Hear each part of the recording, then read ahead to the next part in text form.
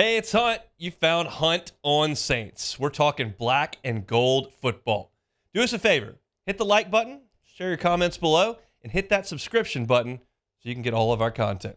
Enjoy. I do want to start today with the New Orleans Saints as they've concluded the non-padded portion of training camp, kind of gotten everybody up to speed, minimal injuries that we've seen thus far.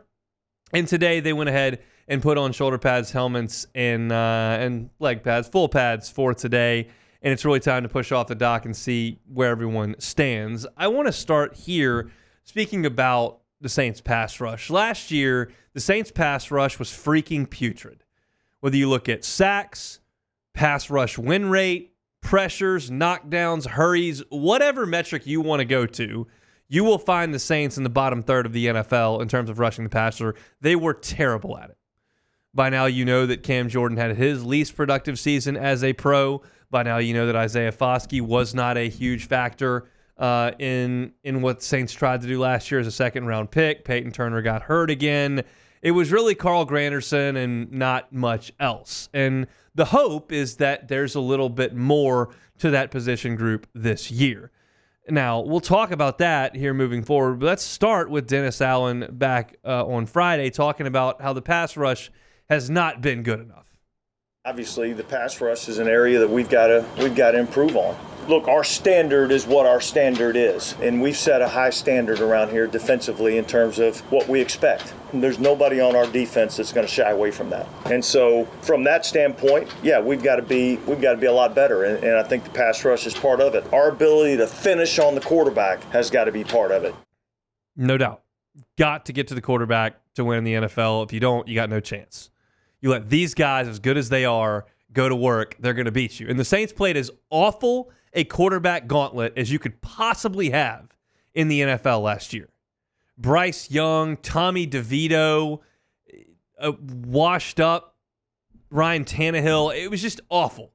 And the Saints still weren't great at getting back there and affecting the passer. You got a first-round pick in Cam Jordan, who's past his prime.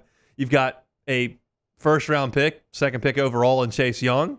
You've got a first-round pick that you took 28th overall in Peyton Turner. You've got a second-round pick in Isaiah Foskey. All these guys came in with a lot of acclaim. But the guy that's been the best, and that is the best pass rusher on your team right now, we think, is Carl Granderson, who was undrafted.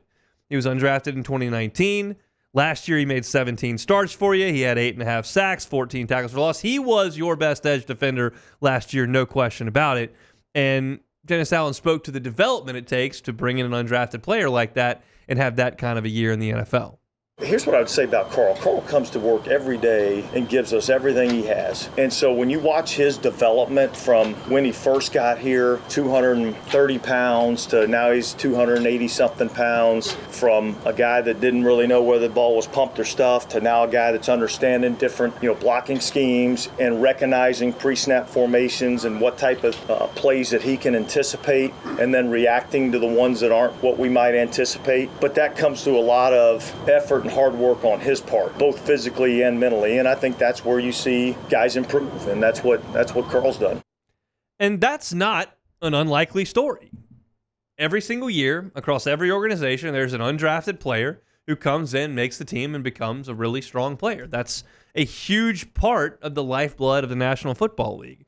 The guys who are first and second round picks get the acclaim and they're more noteworthy, but they're undrafted free agents all over the league, and so oftentimes, you've got guys who excel and have a chip on their shoulder and become really good players, even though they weren't drafted. The question is, once you get a payday, and Carl Granderson signed an extension and is now very, very handsomely paid and has reached a point where not a lot of players in the NFL get, does he still have that type of determination, that type of grit, that type of willingness to be taught and to learn and develop now they signed a big deal?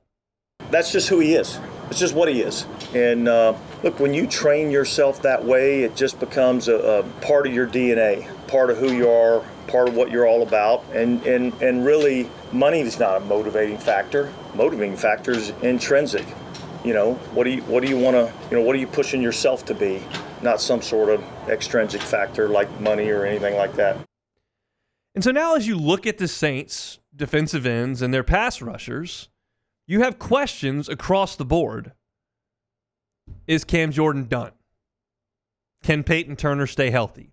Is Isaiah Foskey any good? Is Chase Young healthy and able to get back to what he once was? There are plenty of questions, but really, Carl Granderson's like the one guy you don't really have questions about. I think Carl's earned the right to, be somebody that we're really going to count on. And I anticipate that we're really going to count on him. I list all those other guys because you got a couple of young guys that haven't produced at a level that we need them to. You have a guy like Cam that's produced at a really, really high level for a long time. And can he still do those things? Can Chase come off the injury and produce at a level that is commensurate with where he was drafted? I think all those guys have variables that you're looking at, whereas Carl's a guy that just continued to improve and improve and improve. He's not coming off any sort of injuries or, anything like that. I think it's realistic to expect Cam Jordan to be a serviceable player. I think it's realistic for Carl Granderson to post an 8 to 10 sack season. I think it's realistic, quite honestly, and this is just me talking, I think it's realistic for Chase Young to have a good season. Is it 12 sacks? Is it 6 sacks? I'm not sure. But it's realistic for him to have a good season. He's still young. He's super talented. He's big and physical. Like, he should have a good go. And when he's been out on the field, he's had good years. The two guys that haven't really done anything in the NFL are Turner and Foskey. And for the Saints to elevate this position group and for it to become a strength as opposed to a huge question mark and potential liability, at least one of those two guys is going to have to figure it out. And that's what Dennis Allen was talking about on Friday with Peyton Turner and Isaiah Foskey. Yeah, I think him and Foskey both are in that boat of, prove it. I think both of them have the ability. Both of them are fully capable, but I think both of them are in the prove it mode. I was a little taken aback last year at how quickly everyone who covered the Saints, immediately said, yeah, Foskey's not close. I mean, that was like 8 days into camp, TV reporters, podcast hosts, print journalists, whoever you want to talk about. If they were at Saints camp, they were watching, and they said, yeah, Foskey's got a long way. It was not like 2 preseason games in. It was not after 2 weeks of the NFL season. It was right out of the chute. And that kind of took me aback a little bit because I look at a guy whose measurables are pretty good, whose productivity at Notre Dame was fantastic. And that's not productivity at junior college levels or Division II. This is Notre Dame. I figured when they took him, I looked at that and I said, well, I don't know a lot about Isaiah Foskey, but that makes a lot of sense. Tons of sacks at Notre Dame, big frame, second round. Looks good to me. And he was nowhere close. And so Dennis Allen spoke about his progress and where they kind of see him as he starts his second year. Yeah, look, I think I've seen some good things out of him in the first 3 days of camp. And so that's been, there's a lot of encouraging signs. The arrow in my mind is pointed up, but we're still at the bottom of the mountain. You know what I mean? We still got another 3,500 feet of climbing. And so, we just got to keep working. And keep working, they certainly will. I will say this as well. When it comes to Chase Young, I said this last week, I'm a little surprised that he's going as hard as he is early in camp. When we found out about that neck injury and the surgery it was going to require and the time frame, it looked like he might miss a couple of weeks of camp. And I understand there were no pads on other than helmets last week, but you look at the video from camp and you see Chase Young going through the drills and hitting the dummies and popping the sleds and doing all those things, and it surprised me a little bit. So we'll talk to Sean Fazan coming up in an hour and 15 minutes, and we'll get a feel for what Chase Young was able to do today when the full pads went on.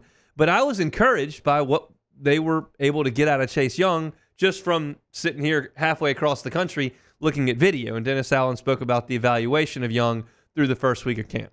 Man, the first time I saw him, he was way bigger than I thought he was going to be. He's huge. I mean, he fits the mold of really what we're looking for. And I think from an athletic standpoint, from a speed standpoint, he's going to bring some stuff to the table for us. So, just from a physical skill set standpoint, I've been highly impressed. I've been highly impressed with his intrinsic motivation to prove himself. That's been cool to see. And so, look, we're anxious to get him involved a little bit more. He went through all the individual drills with the D-line today. We'll slowly incorporate him into some more more activity as we keep going, and yet we're going to be smart with him and try not to rush him too much. So in summation of kind of looking at the Saints edge players here in this segment, I will give you kind of my thoughts, big picture here. I think Carl Granderson's going to be nearly a Pro Bowl caliber player this year. I think he's going to have a great year. I have no worries there. He's not past his prime.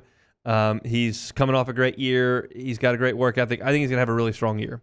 I think Chase Young will also have a very good year. I think that was a great signing by the Saints. I think he's got a chip on his shoulder. I think you're going to see a guy that's motivated, that's incredibly talented, that just needs to be healthy. And unless there's some sort of injury concern, I expect Chase Young to have a really good year. And those two guys will give the Saints really, really quality play on the edges. I don't have the same confidence in Cam Jordan.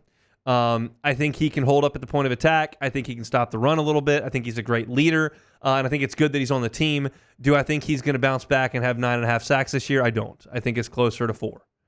I just don't know that I expect him to have some sort of late career renaissance here. I could be wrong, and I'd love it if I was wrong. That's just what I think today.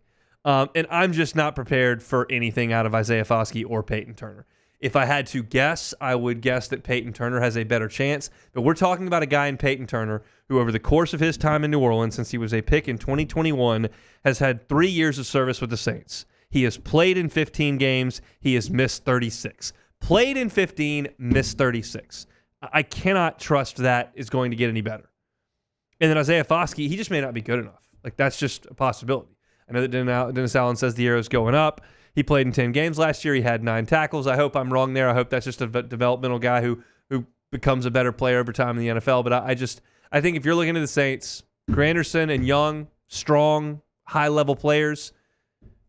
Cam Jordan can give you something. Foskey and Turner, I just can't. I can't trust it.